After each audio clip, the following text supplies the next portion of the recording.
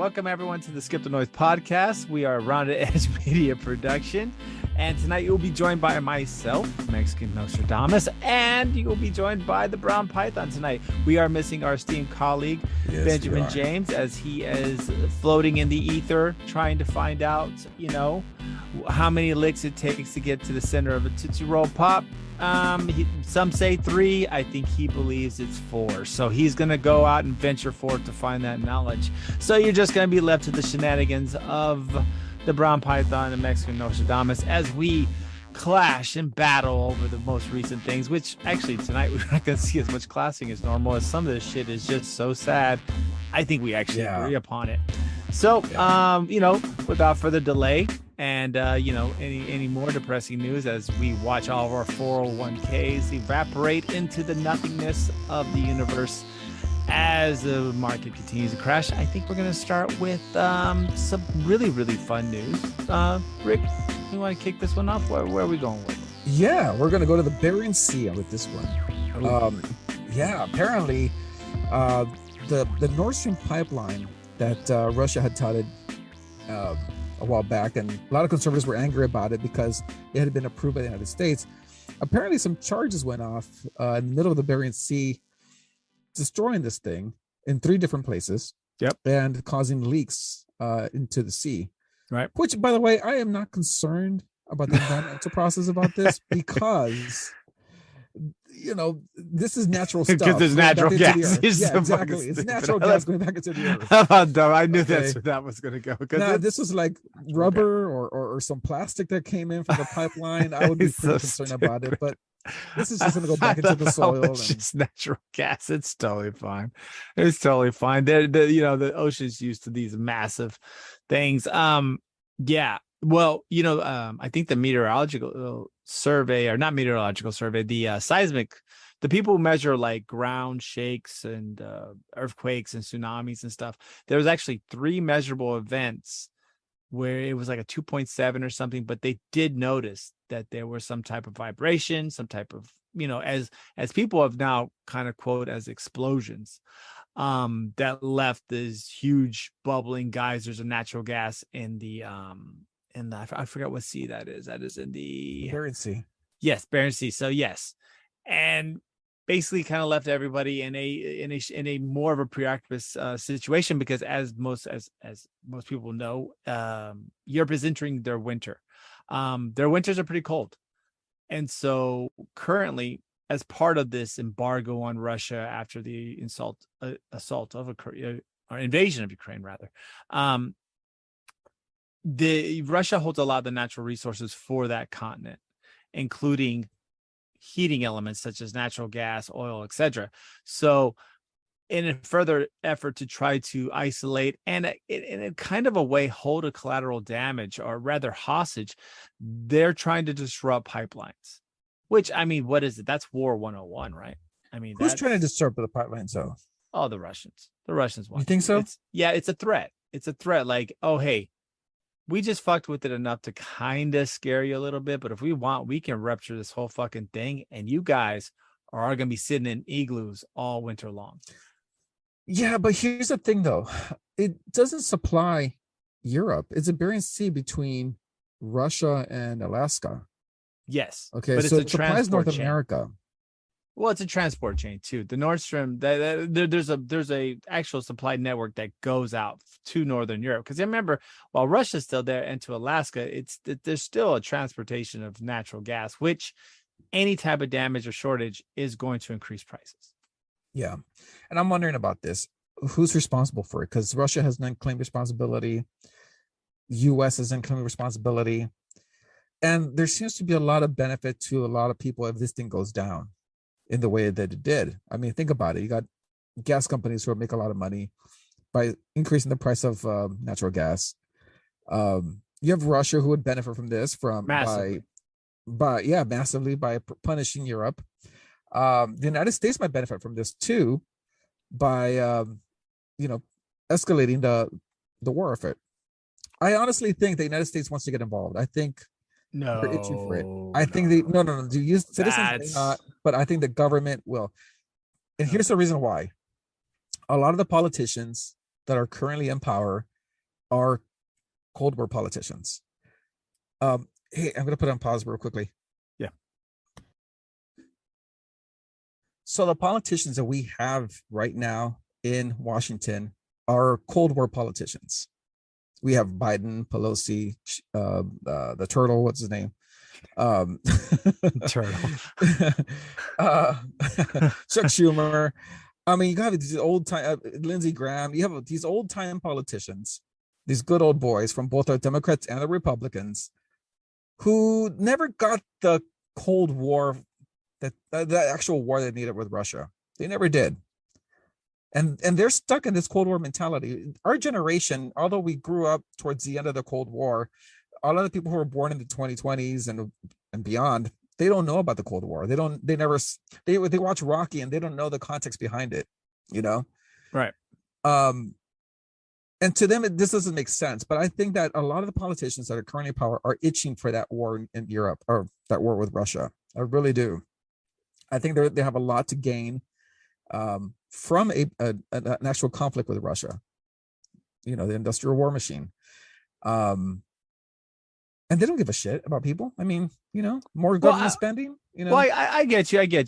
I think, and just to make a quick correction, because I think sometimes you can mix up some of these crazy seas out there. This is actually a pipeline in the Baltic Sea. So it actually goes from Baltic Sea. Yes. Okay. So it goes from Viborg, Russia to Uffenflaffen, Volkswagen, Germany, which is so it's just above Poland. I don't fucking know.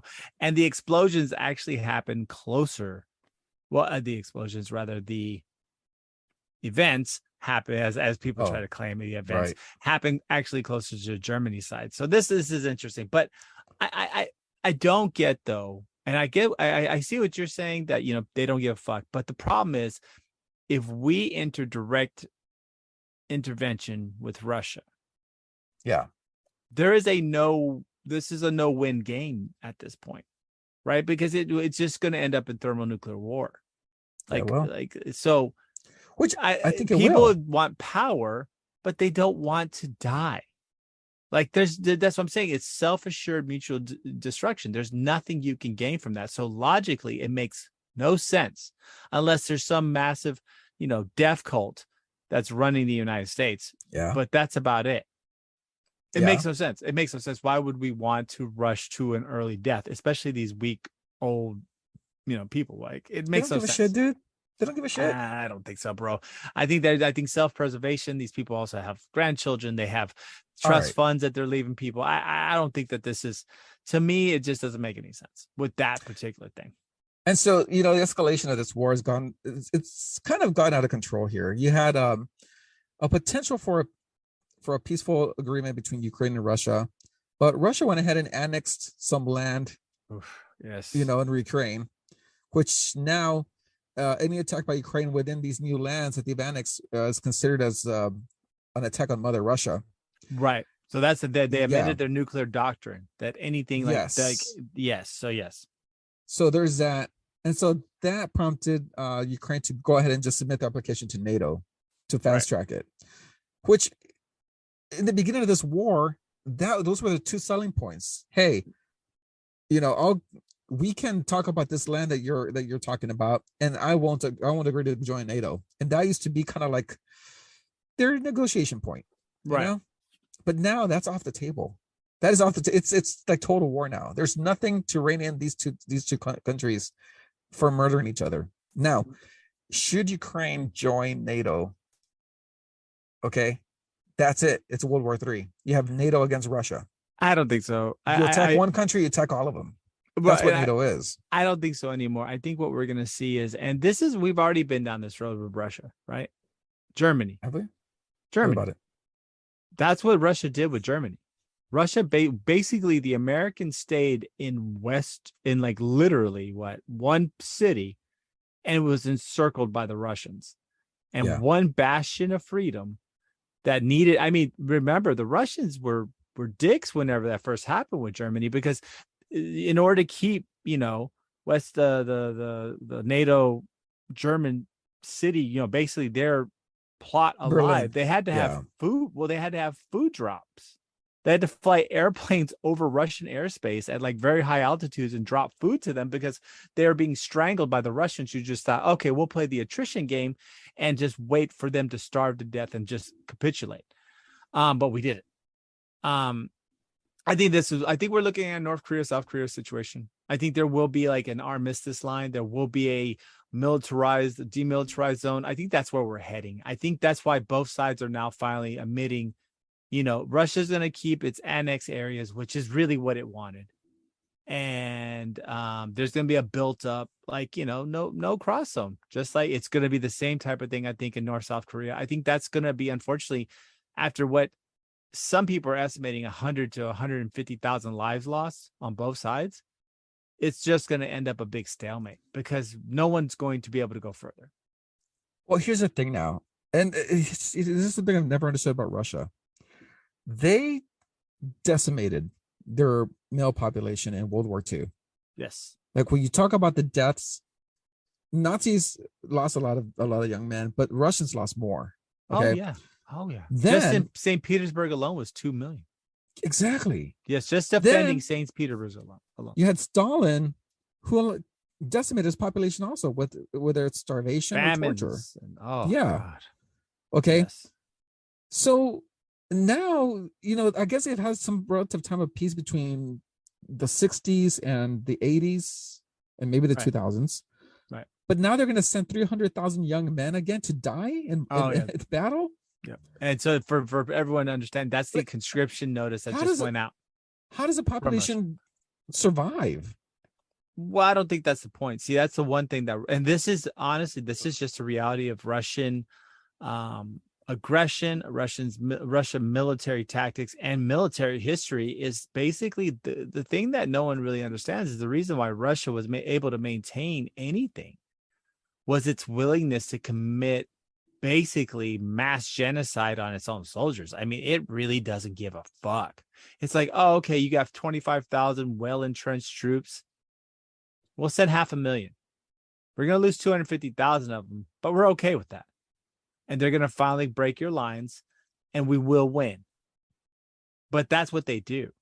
So they have no reserve for their own soldiers' human life. If you're a soldier in Russia, there's a good chance. I mean, yeah, there is some times of peace. Those guys made it. But if you're a Russian soldier during times of war, about 50-50 chance you're actually coming home. And, versus where I think the United States tends to specialize, they tend to worry about troops somewhat. I mean, kinda, until they come home and they need medical treatment. But our body armor. I mean, I remember at one point people were like, raise money to buy better body armor for the troops. Like, wait, what? My taxes don't do that. What the fuck? Exactly. So I'm not saying that we're this picture perfect thing, but we do make, I believe, decisions more along preventing mass loss of life. Yeah, I think that the technology that we develop is to prevent the loss of life. Yes, whereas they don't give a fuck. Yeah, they don't care. Fuck. It's like the like whenever the what is it, the concept, like so to stop the machine, they're willing to throw their bodies into the cogs, and that's how they stop a problem. It's by human lost life, and it's pretty sad. I mean, some numbers are really coming out saying that there's fucking been like 50,000 casualties. Dude, you know what though? Some of the reporters that were on the ground after an attack on a Russian convoy were kind of looking at these men and their IDs, and they were born in 2002, 2005. Oh shit! Did you see the new ones? They're born in 2024. They're born in 1945. I mean, they're sending everybody. No, but dude, like these are young men. These are young men who are supposed to be populating their country. Not anymore. Not when you have a sociopath. Generations of families are being lost here. Well, but that's the Russian. That's honestly, and it's just, and I'm not trying to, and I know a lot of great Russian people, so I'm not trying to say that, but that has always been the strength, or not strength, but rather the ruthlessness of the Russian war machine. It's like, okay, I mean, even when they had to deal with anyone from Napoleon to whoever it was, they've always been willing to throw the bodies into the grinder. I mean, Napoleon ran all the way out, and don't get me wrong, his supply lines there was multiple tactical errors, but one thing that he had to continuously deal with was large armies just being thrown upon him. It just wipes out whatever you have. It wipes out a army's their morale. You just continuously killing these poor people. I mean, was it in the defense of St. Petersburg? Like there was one rifle for every like 3 soldiers or 2 soldiers. So if the guy who held it died, you picked up that rifle. I mean, they really don't. It's a very hardened sense. So yeah, I mean that's what it is, man. So this annexation, like you just mentioned, that's some serious shit. I mean, that's a real fucking problem, because now that quotation regarding nuclear usage is pretty spooky. Well, here's the thing though, and we can move on from this, but Japan, back in the late 19th century into the early 20th century, up into World War II, they were a war machine. They went into Korea, they went into China, they went to South Asia, and their population has not recovered. In fact, it's going from that. It has not recovered, and their population is actually decreasing. They slaughtered generations of young men into battle to the point where their population has not been able to recuperate. Oh, 2 nuclear bombs don't help that either, though, man. Yeah, but you still have young men who died in the span of like 40 years. I think it was like probably early 20th century, like 1900s, all the way to like World War II. Yeah. Okay. Well, yeah, I remember though, but they were lethal. The impact they dropped on Asia was insane. 40 years of continuous war, and they didn't let the population repopulate. And now they're suffering for it. Their population is on the decline. Right. They've reached the point of no return. They'll be dying out in about 50 to 100 years. Oh, yeah. Easily. Yeah, well, I mean, 50 to 100 years. I mean, Japan definitely, but Japan's also had a very low birth rate anyways. So this is just, I think they're the country that will eventually be the country of very old people. You know what I'm saying? They will have a geriatric population. Man. Same thing with Russia. It's going to be the country of old people. It really will be, because there's no way. Yeah. Birth rates in basically any major I guess first world, whatever you want to call, economically blessed, I don't know but countries are all going down. So Russia's probably already facing that. Yeah. Now they're losing a whole generation of men. Plus, I mean, if you haven't seen, it's pretty crazy. Have you seen the traffic jams trying to get into Georgia from Russia? Oh yeah, dude. I mean, these people are trying to run away at But honestly, that looks like the border crossing between Laredo and Nova Laredo on a weekend. Oh, no, dude. This one's bad. Oh, no, it's pretty busy there. But these fuckers, I mean, these people, did you see, like, so to get across faster, dudes just dropped their cars and brought bikes. Just started crossing with bikes. They said, fuck it. We just got to get out of here. And these are all men trying to get out of there. So it's pretty depressing. Bro, I saw a video of a guy who broke his leg. He had his friend break his leg. Oh my God, I know. Dude, have you seen that? That's the number one thing. That's the number one Google search. Painful, in Russia. Dude. Yeah, number one Google search in Russia: how to break someone's leg. Ooh, I saw a video of that shit. The guy puts his leg between 2 cinder blocks and the friend just jumps right on it. I'm like, no, bro.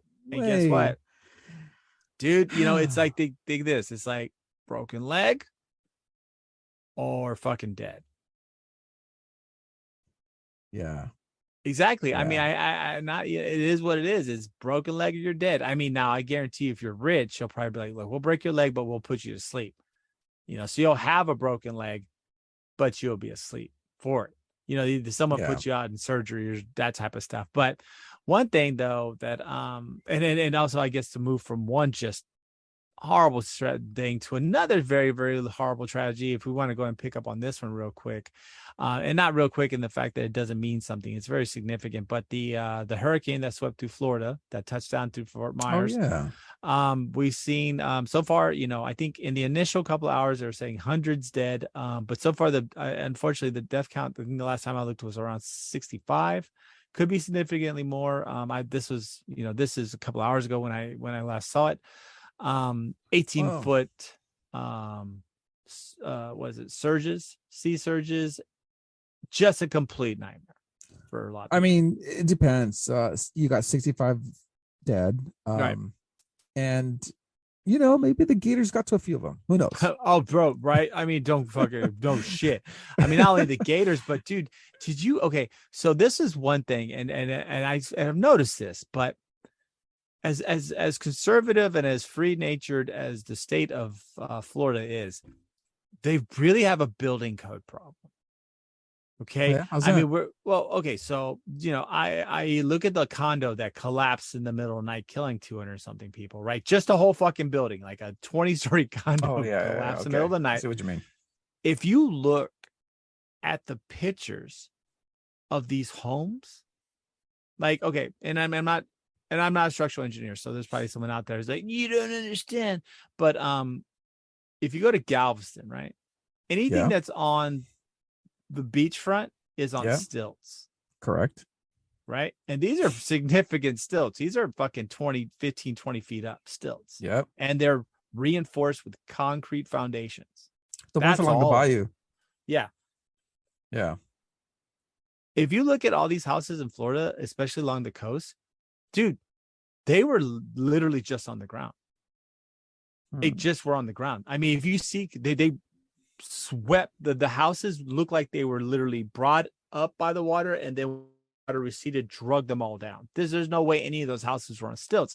And to be honest with you, it looks like all of them weren't even built to handle anything. And I'm not saying 18-foot storm surges are fucking for real, right? Don't get me wrong. That's a lot of water coming through. But if you live by the ocean, shouldn't there be some more concrete usage? Like, you know what I'm saying? Like, shouldn't there be more resilience to weather? And I know you can't handle all of it, but it just looks pretty fucking suspect to me how it seems like Florida seems to take some serious fucking hits or take some hits from hurricanes, and their infrastructure buckles very quickly. Like, I don't know, and their home building, it's just a lot seems kind of shitty about that area. So I that was one thing I kind of took away from this, but not to take away from the countless people who this is a complete tragedy. People died. People have lost everything they had, on top of the miserable economy, fucking COVID. And then now, they don't have power. They've died. All their belongings are gone. Our hearts go out to all the people out there and our prayers, but it just seems like at some point you have to start looking at the infrastructure and the way things are built for these situations, right? Yeah. So I was in Cancun this past week, and Nice. I thought it was really nice. I thought the hurricane was going to hit us, but it passed right through the Yucatan Peninsula and Cuba. It just went straight up like a 90-degree angle. I'm like, wow. Well, you got lucky. So I was extremely lucky. However, I was asking one of the guys there who live in Cancun. I said, hey, you guys get hit by storms all the time. Why don't we ever see the destruction that you see like in Florida or, Houston for that matter? The reason is that they don't build on concrete foundations. They actually build on the rock. Oh, See, yeah. the Yucatan Peninsula that makes even more sense. Yeah. So the Yucatan Peninsula is made out of rock, really. The entirety of the coast there it's bedrock. So yeah, they don't put foundation on there. They don't put a concrete slab. They don't need stilts. They build their houses straight on the rock, and they build their hotels on the rock. That's how they get anchored down. Right. So, I mean, that makes sense. I always thought Florida kind of had that system, but now what I've seen here, no, they really don't. They're built on sand, I guess, or I don't know what they're doing. Well, hey, but it's working, right? Versus what we're seeing was happening in Florida. And like you said, even in works. Houston, lot do we want to go into fucking what's happens to Louisiana every time? I mean, if a bird pees too much anywhere around Louisiana, there's flooding for 2 weeks. I mean, that place is not built up for shit. But if you notice, though, a lot of the bridges and support structures in Florida just completely fell off. I mean, I saw several bridges completely destroyed by this storm. After Harvey, Houston replaced all their bridges along the bayou, Yep. all of them. I mean, they go nowhere. No, dude. Even in the big floods, they don't go anywhere now. No, I mean they tore pretty much every bridge across the bayou was torn down and replaced, right, with something thicker, higher. And the houses that were swept up, they weren't allowed to rebuild unless they had plans to build up. Okay, right. So, but yeah, dude, it's Houston changed for the better. Remember after Allison too, the medical center was flooded. Oh yeah. And after that, I mean, the medical center went through major reforms in their drainage system. Well, not only that, but they actually reformatted how they dealt with power usage. So one of the big problems was whenever Houston was super flooded was that a majority of downtown's medical centers and buildings had their power. It sounds crazy, but had all their power compressors and generators were underground, thinking as a way to protect it from, like bad storms, except, not really ever thinking that the whole city would be flooded up to the 20-foot line. So now that actually they moved all power generations to higher ground. So that's one slight benefit from that. Yeah, they learn from their mistakes, which I don't think very many places do. And I don't think Florida is, because unfortunately, they keep getting hit. It keeps getting hit. I mean, at some point you have to be like, look, guys, this particular mode of construction is not going to keep us safe at all. And not that you can. I mean, right, 18 fucking foot storm surge hits a place, probably doesn't matter what you did. But flooding and things like that, there's got to be something. But it's a sad and it's a tragedy, and we definitely, our hearts and prayers and everything goes out to y'all. I'm hoping if anyone's from Florida is listening, we have a lot of listeners from Florida. Yeah, if you have any, if you like to drop us an email or voice something in, just let us know. We would definitely like to hear how things are going out there, because I imagine it's just a nightmare. I mean, I've been through a couple of hurricanes. I mean, being from Houston, we saw some. Alicia was a massive one. We saw the aftermath of being from Houston. We saw the aftermath of Katrina, Harvey. So we've seen some things, and we dodged some bullets for some storms. But with that being said, just y'all be careful out there. Just, don't trust anybody. I've gone through a major weather event where my house was completely destroyed. It was a tornado, which was pretty rare in Houston. You don't see too many tornadoes. Yeah, you don't see tornadoes. But wiped out my house, and I know how it is to deal with looters and all that. It's not fun. It's scary, but yeah, good luck to everyone out there. Godspeed, and hopefully this all gets taken care of. And hopefully you don't get seen by our president during the middle of his massive speech. Hopefully he doesn't see you, because unfortunately, Mr. Biden, he may be in Sixth Sense too, because during the middle of one of his speeches, he goes, "Jackie, are you here? Where's Jackie?" Unfortunately, he was referring to Jackie Worlikowski, an actual Republican from Indiana, who had died from a car wreck in early August. And President Biden was giving this speech on September 28th. And he was looking for her in the audience. Yes. So this happens a lot with old people when they're about to pass away. They start seeing some dead relatives come and greet them and walk them to the other side. It's kind of scary when Biden, starting to address people who are deceased. It's not a good sign. Either, complete lack of preparation from his team. Let's say these are prepared. Like what was prepared, when the prepared statements. Yeah. Let's say this was a prepared statement. So his team had complete lack. He didn't even look up whether people had died that he was supposed to mention, right? I mean, this could be that type of snafu. or I don't think so. if it's an off the cuff snafu, Yep. pretty fucking scary. But just to put out there, I mean, there could have been the possibility that, of course, his fucking team, which wouldn't surprise me, is not exactly the best put together, right? I mean, Biden's not very good at choosing anybody. I mean, from press secretaries and whatnot. Senior vice presidents. Oh boy, and we will hit on that one in a second, because apparently the whole administration is playing a big game of who can be the biggest dumbass during a speech ever. Well, here's a problem. Like, you realize this is the president of the United States, right? Yes. And so he sets policy, he does peace deals. That's what they were supposed to do way back in the day. Right. But how, dude? How do you consider this guy the world leader? Well, I mean, unfortunately, he's calling people, calling dead people out. Well, yeah. I mean, it's a problem. It's a problem. It's definitely a problem. But it must be a Democrat thing, because the voters of New York, the Democrats in New York voted to put Jerry Nadler back on the ballot for this year. Jerry Nadler, who shit himself and doesn't know where he is half the time, is back on the ballot in November. These people are approaching being octarians. But you got 75-year-old plus 80-year-old people. I mean, fuck.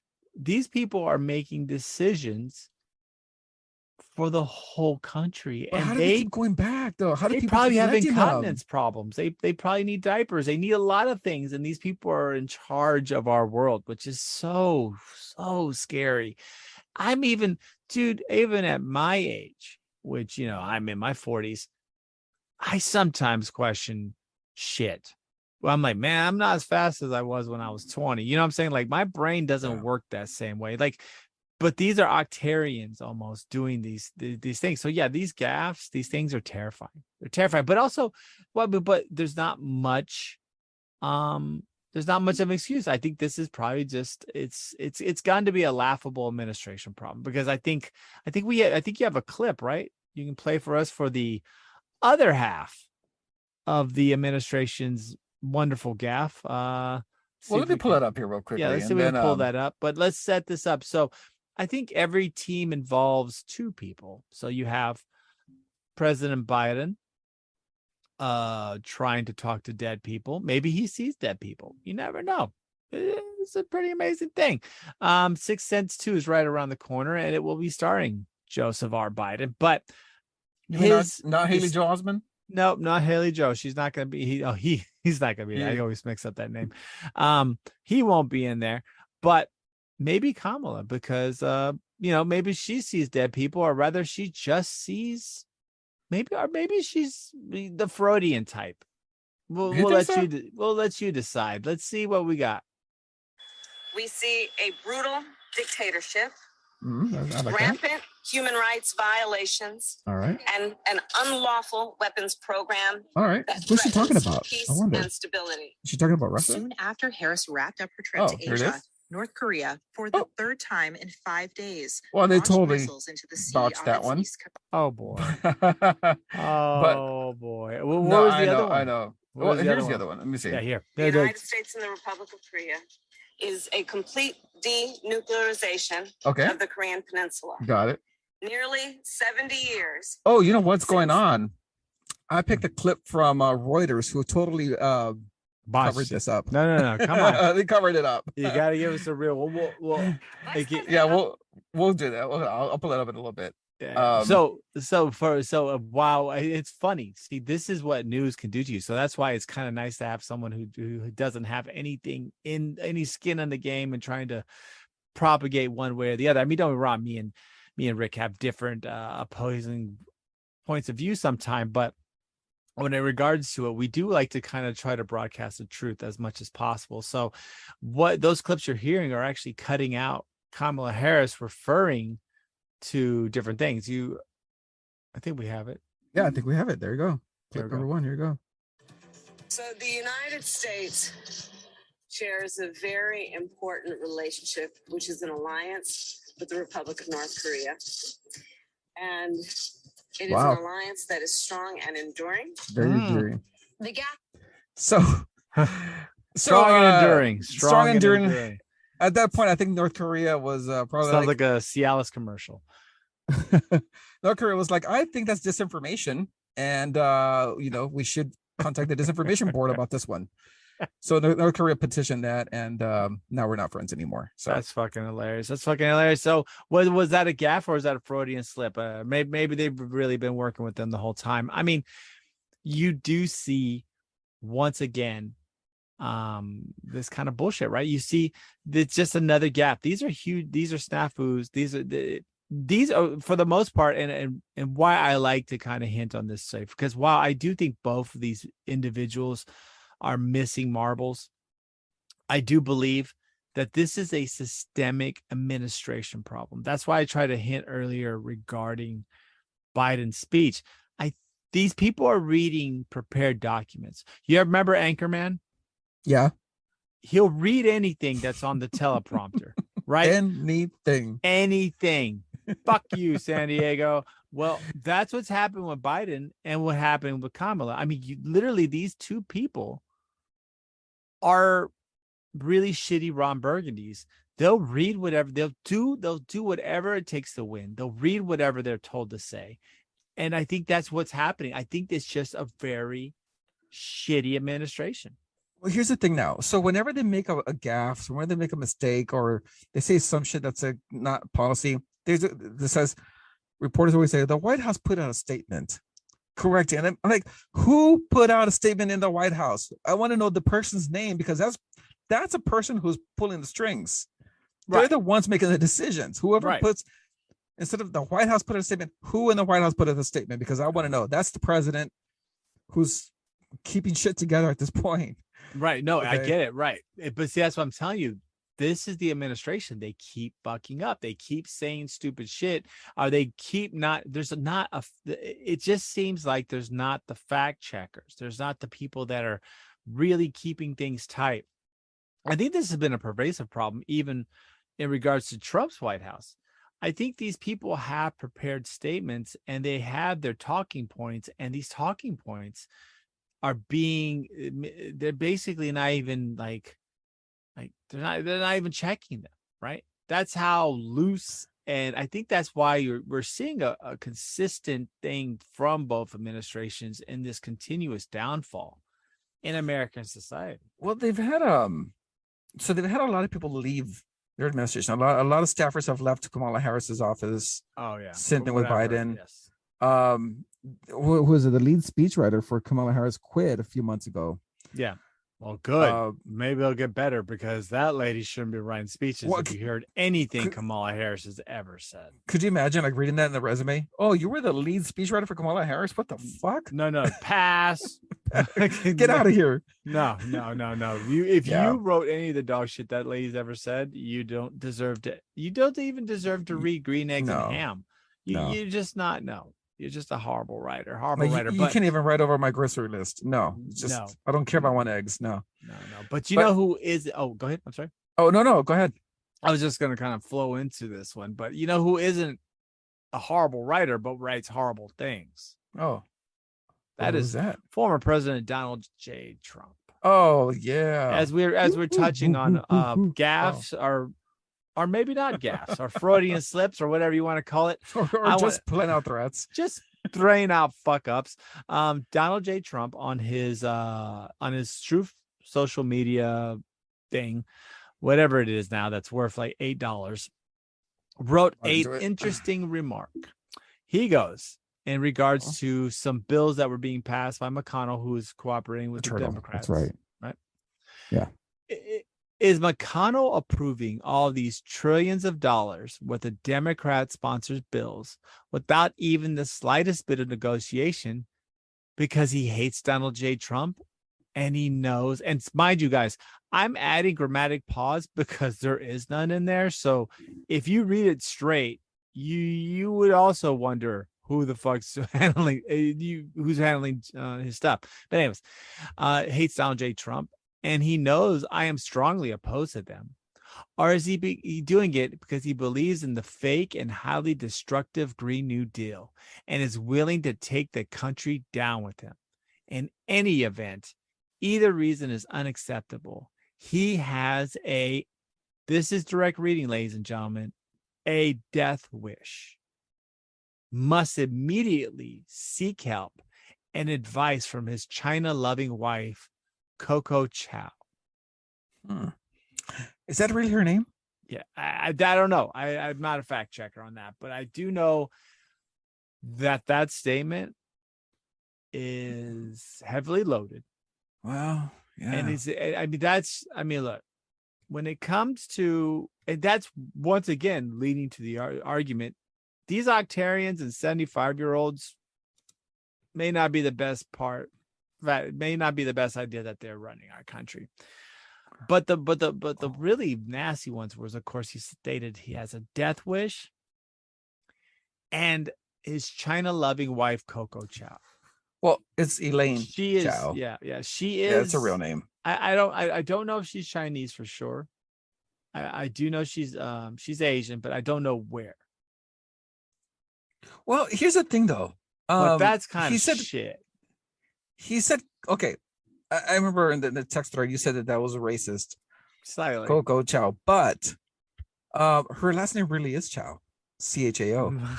Okay. So maybe okay. Her nickname amongst Washington insiders is Coco. Oh boy. Right? Not Elaine. Oh boy. Now, if her name really isn't Coco, it could be a little bit racist. I could see that. But it's not Coco. No, well, he also misspelled the name too. CHOW versus CHAO. So yeah, okay, I could see some thinly veiled racism there. Very minute. Thinly? Extremely minute. Not a whole lot. I mean. Oh God. I mean, but, no, okay, let's be honest. Right? Let's be honest. It's shit. He shouldn't have said death wish. Maybe he should have said political death wish. Maybe that's what he meant. But death wish implies, physical harm and threats. Yeah. Well, the death wish part was shit, right? I mean, let's go to the first part. Yeah. He's already said several racist things, so this is not like a new thing for him. But so has Biden, right? I'm just playing it by like it is. Both these guys have said some shitty things. But the death wish part, just tackling the first part, that's he has a death wish? Like what? Like maybe he meant political death wish? Yeah. No, I mean I don't think he meant like a death wish. Like I don't know. Well, just examining the comment. And I'm not I don't want to drag it too far, but if you take it at face value, yes, it's terrible because he's kind of threatening him. Hey. He goes, in any event, either reason, whether he's hates Donald J. Trump or he believes in the Democrats, he has a death wish. And also, I have to put that, he put death wish in all caps. Yeah. Maybe he meant political death wish. I hope that means he had his thumb and his forefinger with his three little fingers setting out going death wish. That's how went down. He has a death wish. Death wish. He doesn't know. I mean, that's a threat, right? Is it? I mean, that's death wish in the context of politics. I think either way. I think it's a threat. It's a very. I mean, let's say if it is taken in the context of politics, right? Let's take it in the best possible light, like his career, he's committing, and he probably could have said better, he's committing career suicide, right? That's a more acceptable term regarding that. He could have done that. But knowing his past regarding inciting violence, and what some of his supporters do, regarding these things, and I'm not saying he's the only person who's a side of violence. I mean, there was that one lady, remember we covered that Kamala Harris. No, someone else who stated like it was like a mayor or something saying burn it down. Oh, Maxine Waters. Yeah. These people, taking that. I mean, if anybody can find that show or remembers what show number that is, we went hard on the paint. I thought she should go to jail for that too. I thought that's Benji knows the show number. I'm sure he does. Yeah. I thought that was shit. You can't do that. Right. But I'm going to apply the same modicum of understanding to him. He shouldn't fucking do that. Like, Well, like you said, wish one way or the other. That's just not appropriate. It's the symptom of having octogenarians around the country, right? Yep. They say stupid shit. Yeah, they do say stupid shit. But there's a light in the tunnel with this whole octogenarian thing. Is Ron DeSantis is a young guy. I know you don't like him because he's a right-wing politician, but he's young, dude. I don't have any problems with him being a right-wing politician, right? I don't have problems with him being a right-wing politician. What I have a problem with is that he's trying to also be Trump, but a younger Trump. Exactly. I think but it's just that's not good either, because before we dive into the other part, he also says his China loving wife, Coco Chow. Assuming because his wife loves China because she's Asian. Yeah. That's the context of this sentence. Why China loving wife, Coco Chow. Why would his wife love China? Because it's very obvious. It's because she's Asian, but she's an American, right? She is a full American citizen. Is she? Yeah, she's an American citizen. Of course she lives here. I mean, she's not illegal or nothing. Let's see. What's her name? Elaine Chao. Let's just look. A member of the Republican Party. Oh boy. Yeah, for a long time, and an American businesswoman. She served 18th United States transportation of Trump's. Oh my Jesus, she's. No. Yeah, in the Trump administration. Jesus Christ. She was the United States Secretary of Transportation for Trump, so he actually picked her. He was in Taiwan. Oh, and she's a true Democrat because she came from Taiwan, like a true. Oh boy. She was raised in Long Island, New York. And oh boy, went to Harvard Business School. Oh boy, she was Department of Transportation under fucking Reagan and Bush. Oh my God. She served as the director of Peace Corps and the United Way. Oh man. Well, China. And she worked for the Heritage Foundation and the Hudson Institute, who, ladies and gentlemen, these are fucking the most hardcore conservative think tanks out there. Oh my God, dude. Like, yeah. Oh, no, I get it. That's about as fucking American as, that's about as A, not China loving, and B, American as it gets. Well, like, there's nothing. She has nothing to do with China except, she's even from Taiwan. They fucking hate China. Yeah. They're in constant threat. Like, you can't take this comment as anything other than racist, bro. No, I agree with you. I do. That's just shit. I would have thought it was like autocorrect that maybe change her name to Chow, CHOW, but even that part, that's not the part I'm arguing about. Yeah, I know. We haven't even gone there. We're talking about the fact that he says she's China loving because she's Chinese. Yeah, that's crazy. That's fucked up, bro. And from another part of China, like not even part of China, it's Taiwan.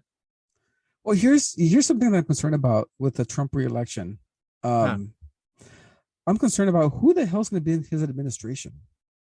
That's what I'm concerned about. Because he's burned so many bridges, But that's what we thought when he first got elected, right? No, he had Betsy DeVos as education secretary. You know the dark shit she did. Oh boy, she ruined it. Yeah, she ruined education. Oh boy, it's going to be decades of recovering after what she did to the education system. It's going to take a long time. She undermined everything. That was bad, man. That was bad. She didn't go all the way, and she didn't go all the way with either side. It's one thing if you're a lefty and you want to go all in with the unions, that's fine. At least you pick a side. But she never picked a side. And the whole time, the education system just deteriorated for the worse. Money was spent. Nobody had accountability. Anyway, don't get me started with that shit. Anyway. Bro, I'm still looking at this lady's fucking like resume. Oh my God, dude. She is about as not China loving as anybody. I know. It was. So, I'm sorry. It was a shitty comment. It was a shitty no, it comment. was. It was. Lady didn't deserve that. Literally, she has done everything she can to further a conservative ideal. I know. Her whole life. It's terrible. That's shit. That's shit. I Man. mean, that's why I think I'm for DeSantis. I hope he runs. I hope he. Oh, I don't think Trump. You hope he runs. I hope he runs. Fucking run. Oh, of course he's gonna run, dude. He's already fucking. Have you not seen the polls coming out already? And on top of that, he's already making slight-handed remarks at fucking Trump. He's already attacking Trump. He's already trying to kind of put Trump in his place. Oh, he's running. He's fucking running. Well, Get no, ready yeah, for but that. dude, I mean, is Biden going to run again? He might. Oh God, he might run dude. again. Did you hear what Jen Psaki said? What's that? Basically, like, the Democrats don't really have a chance if Biden runs again. There's been several Democrats who said, well, it's not my understanding that he's actually running again. Like, hey, dude, Jerry Nadler ran and won. Jerry fucking Nadler, the guy who shit his pants in national TV. Yep. Won the primary, dude, by Democrats. I know, but dude, I'm telling you, I think Biden's out, bro. No, he's not, because Democrats are going to vote for him. Nope. Yeah, I'm telling you, dude, he's not. You're going to see a Pete Buttigieg and somebody else. I'm telling you, dude, this is a big fucking, I don't know. I don't think he's running. Newsom's thinking about running. Oh, of course. We're talking about, let's see, who would be the ticket? Probably Gavin Newsom, and what's his name? Pete Buttigieg. You'd see something like that, or maybe I think the progressives in the it's pretty funny, but progressive in Congress, I think, are gone. I think they're all slowly their voices have now become more of banter. You see AOC falling down. You see what's her name from Minnesota. Their political machines may keep electing them, but their voices now, it's being looked at the same way that people look at a lot of the extreme right voices now. You know what I'm saying? It's like, okay, no, we're not going to do that either. So I don't know, but I am thinking more and more Biden may not run. I hope he runs, so I really do. I know you wanted to run because it's going to be a slam fucking dunk versus DeSantis. I mean, could you imagine that debate? It's gonna be fun to watch, though. No, it won't, because DeSantis. I'm sorry, ladies and gentlemen, but newsflash: DeSantis is not the smartest fucking person either. He is not very bright at all. If you listen to his speeches, if you listen to anything he does, he's dumb as shit. His foreign policy doesn't really have any. So he doesn't know anything outside of Florida, bro. He doesn't know anything outside of Florida, bro. He doesn't, and it's going to be bad. Like, I'm not trying to say that Biden's done a great job, because he hasn't. I mean, we clearly know he has not done a great job. But if you think electing Ron DeSantis is going to do anything, I don't think so.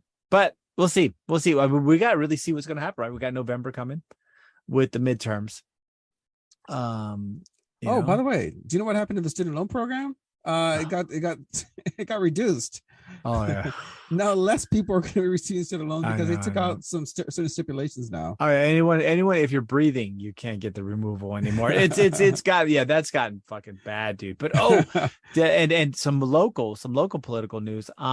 It's more apparent now that Abbott is going to just pummel Beto O'Rourke. It's not looking too good for the O'Rourke, for good old Beto. He is, I believe, last time I saw, 9 points down. I didn't think he was still in the race. You hadn't heard from him in a while. Well, no, did they actually? You may need to watch more news. They just had their debate on Friday night. I had no idea. In order to have the debate, of course, because Abbott didn't want anyone to know. And on top of that, even to have the debate, they could not have a live audience. Oh, not what? He said no live audience, or we do not have the fucking debate. So they just talked, him and Abbott talked to the moderators. They talked to them in an empty stadium or empty auditorium. Was it the Dallas Cowboys stadium? No. It was actually in the Rio Grande Valley. I forgot where it was. Oh, exactly. really? Yes. Oh, Jesus Christ! You know what was it? Was you it? know what the, I forgot where it was exactly. fuck, you know what politicians do when they have events at the Rio Grande Valley? They all want to speak Spanish. They all want to fucking speak Spanish, and it's so embarrassing and pretty sure that condescending. I hate that shit. Happened. Pretty sure that happened I several hate times. That. Like, but Beto probably closes his statement like "Quiero hablar con todos del Rio Grande Valley" or some shit like that. You know? he probably did that, and it says, "You guys know me. Yeah, I got this nickname." But no, I love Whataburger. Yeah, like and just to kind of we'll in closing we'll kind of look, Rourke accused Abbott of failing, and then of course Abbott said, "Well, I'm the greatest fucking person in America. Our guns," he goes, and of course dodging, he said that our mental health in the state of Texas is leading the nation. I don't know about that. Said something like that. So very good. He also said he would make school safety an emergency issue in next year's legislation, and that the Texas power grid is more reliant, more resilient and reliable as ever. No. What else did he say? He also said, he provided more funding for education than any governor in Texas history. Maybe. No, not quite true, because it's pretty funny when you have inflation. Right. Just because you spend more doesn't mean it really means more, because money always loses value. I can see that. So someone spending $20 in the 1800s, even if you spend $2,000 now, the $20 back. Okay. I'm not going to get to that part, but let's see. Him and they both went at it. I think, they try to get Rourke to get pissy because that's something he's known to do. Oh yeah. Really kept his cool. And then of course O'Rourke hit everybody on Uvalde. He hit him on abortion rights.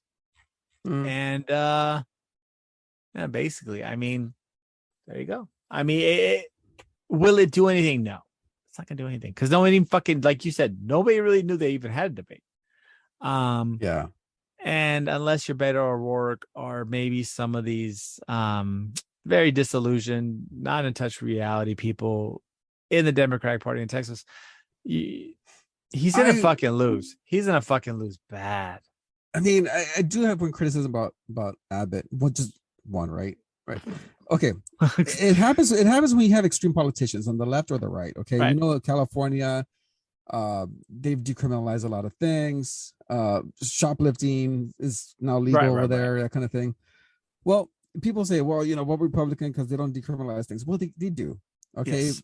Greg Abbott decriminalized gun safety. I mean, illegal gun, holding guns illegally. Yeah, just guns. Yeah. He just made us the Wild West. He removed safeguards that would keep guns away from bad people.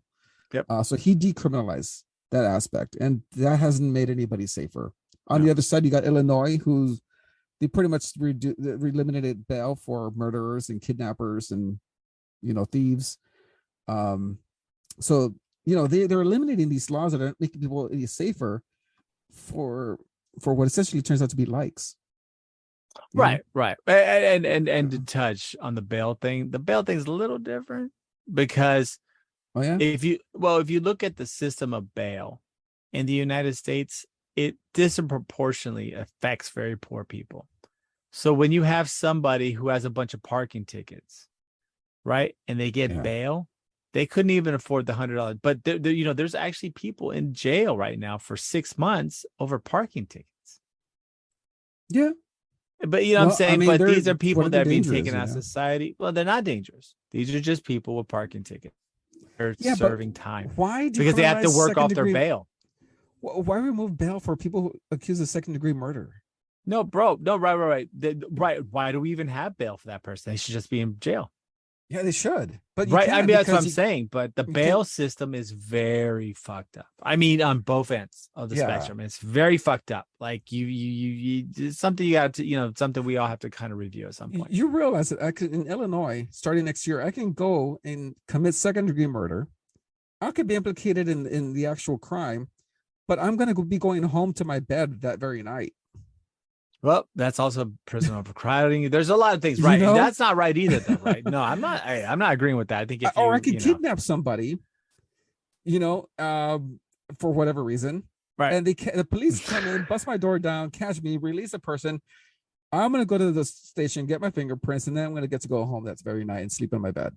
Well, unfortunately, prison, bail, and this whole system is actually predicated upon like kind of a false premises, because the reality is bail, well, it was just meant for you to come back to court, right? It's meant to do these things, but the whole system of bail has failed, the country. You know what I'm saying? It's so fucked up that they do have to actually think about it's failed poor people. Well, it's failed. Yeah, it has. There's poor people. So. They're fucking. Oh fuck. But yeah. So, anyways, so moving on. But yeah. So, unfortunately for y'all, for anyone out there locally, unless my hypothesis of the silent majority that's out there, just like that's like the people that said, "Oh, I'm voting Hillary," but really voted Trump. There is a massive registration of women voters going on everywhere. Now, there's a lot of women that, of course, are going to say whatever they're going to say in front of their husbands and actually probably talk the talk and walk the walk until they get behind in that booth.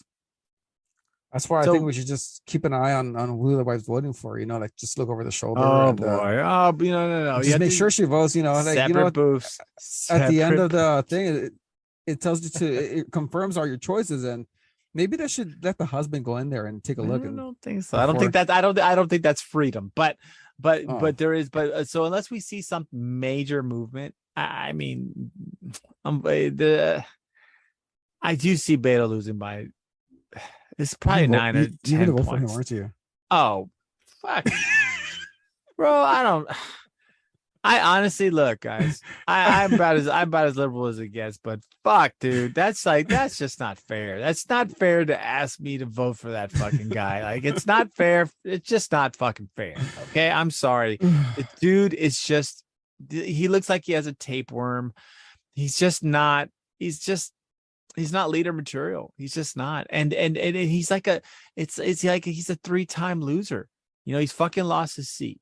Then he ran for Senate, lost that. Now he's about to lose governor. I mean, if there's, it's like he's just whatever hole they can find, they just put him in it. And maybe he should run for dog catcher or something. But right, like, dude, why don't you go back? Why don't you go back and run for maybe mayor of El Paso?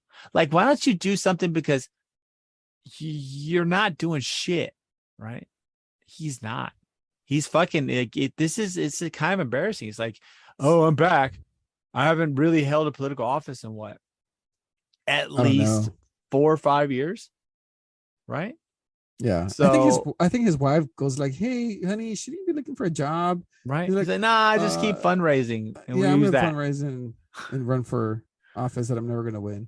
I know, man. It's just sad. And especially statewide. It's a guy, we need someone that can actually bridge the gap in Texas for sure.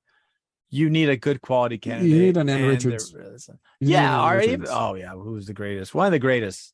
Anyone who, you need someone who bridges the divide. And there just isn't anyone like that on the Democrat side. And unfortunately, I think it's also a misservice to Republicans, because I think there are a lot of Republicans who are business minded. They want things, they want to be conservatives, but conservatives don't necessarily mean a lot of the things that are being put into play right now. So I think that's a disservice for them too. It's a disservice for Republicans, a disservice for libertarians. It's a disservice for moderates. And, there's just not really a choice right now in Texas. So it is pretty sad. But yeah, man, I think when it comes to other things, I do see it's pretty disillusioned. I think fucking Beto loses by a lot, man. I think at this point, after this loss, Beto, if you're listening to Skip the Noise podcast, I think it's time for you to I think it's time for you to get your job on K Street, bro, and make the money and be part of some lobbying firm for some super progressive outlet, because you don't have what it takes to win in Texas. national. You don't. Your debating skills are, what's the best word to put it? Are elementary Terrible? at best. They're elementary Yeah. at best. Your points and your stance have nothing to do with what people And in your Texas Spanish is think. horrible. Don't even try Spanish that is shit. horrible, right? But Abbott's Spanish, unless it's being. Does he try to pander to that? I never heard him I speak Spanish. think he occasionally does. I think he said one or two things. I think, isn't his wife Latin? I have no idea. Neither do I. But anyways, yeah, you do see a severe dysfunction, and he's not going to win Texas, guys. He's not going to ever win Texas, ever. He's not going to be. It's just a waste of time, and honestly, I think had we had a solid, moderate Democrat running in Texas, Oh, they would win. I don't know if they would win, but they sure as fuck. I don't know. I mean, maybe a real moderate Democrat who just goes to business, who's kind of maybe a softy on business, but just a moderate person. You never know. You never know, man, because I think but we didn't get that. We got this fucking guy who's going to lose a lot. So, for everyone out there, get ready to see this is not as purple of a Texas as everyone tries to make. So, we'll see though. We'll see. But with that, I think we're going to start wrapping this bitch up. We're heading on down to the Old Town Road. Just going to try to get some rest. I think B at the end once he checks out and tries to censor some of the things we've said, because Lord knows we say horrible things sometimes, but he'll probably put where you can reach us. I think we have a tip jar somewhere and Good Pods. So if you feel ever so inclined to kind of donate, we would love to take that. We would love to hear from you. If you have any ideas on stories or anything that you're seeing going on, we would love to expand on it. I think Ben's been doing some live shows, talking to people about things. So if there's anything you guys want to talk about, let us know. Anything we can expand on, let us know also. So I think with that, all right. Yeah. Is that it? Yeah. Just have a great fucking night, y'all. Keep it real, represent, and try not to mention dead people in speeches. You think so? Is it a bad thing? It's a good point of etiquette. I mean, I'm not trying to be a stickler, but it might not be a bad idea. All right. Good night, y'all. Night.